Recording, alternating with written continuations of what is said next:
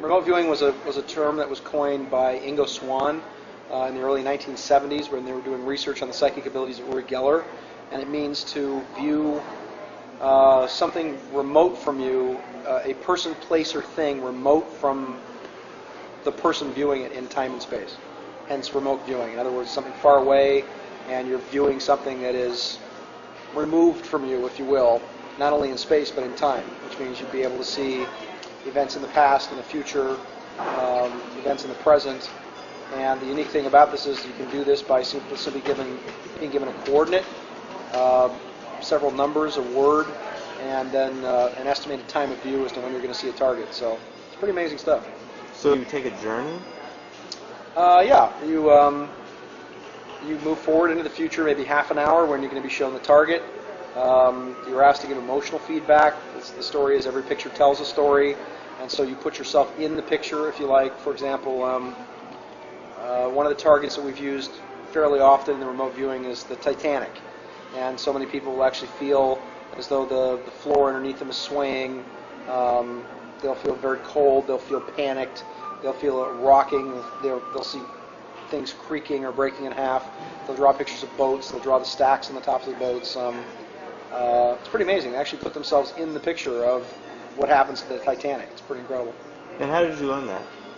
I was originally at Stanford University in '76, just taking some summer school classes, and then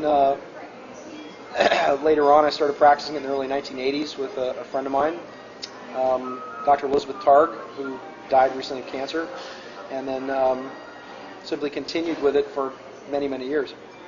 And do you remember your first viewing?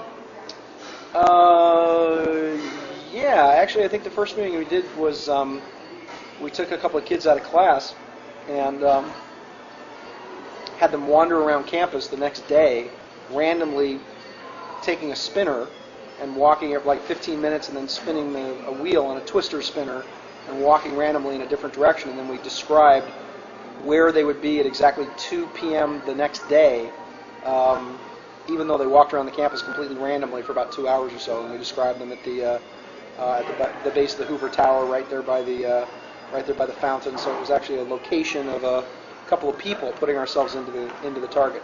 But it's everything from fluffy cats to gingerbread houses to car crashes to military installations, crazy stuff like that. Funny stories from the original Army unit that's been told to me by many of the members was that I believe it was the Air Force, it was one of the agencies came in and actually tasked them to look at something. And so they all started drawing these pictures of a triangle that was black and actually showed it flying and things like that. And when they turned it back in, they were all immediately brought in for debriefing. And this was back, in the late 70s, early 80s. I'm like, oh, how did you know about our secret aircraft? And this would be, the original, I think, the B-2, the original stealth bomber. And these guys had actually remote viewed the stealth bomber accurately. That's what they had been tasked to do. The Air Force guys could not believe that they actually got it and thought these guys had actually had inside intelligence on their project.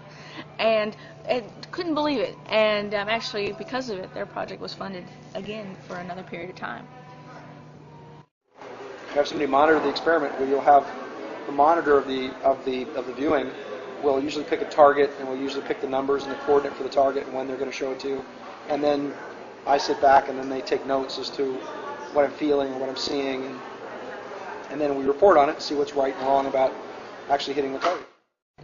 And the most amazing thing is if you take the remote viewer's work, you can actually cross-reference it with people like Peter Davenport, with Jim Mars, with Linda Howe, with Bud Hopkins, and you'll see that everything really does jive, and a lot of their notes actually date back 20 years ago when they were actually looking into these things.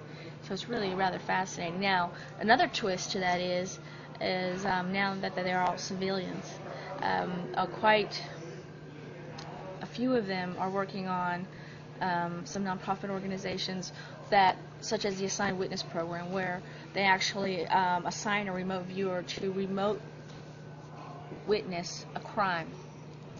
could be an abduction, could be a missing child, it could be a murder, it could be any number of things, and they actually report what they see to law enforcement officials. And they've been very successful with that.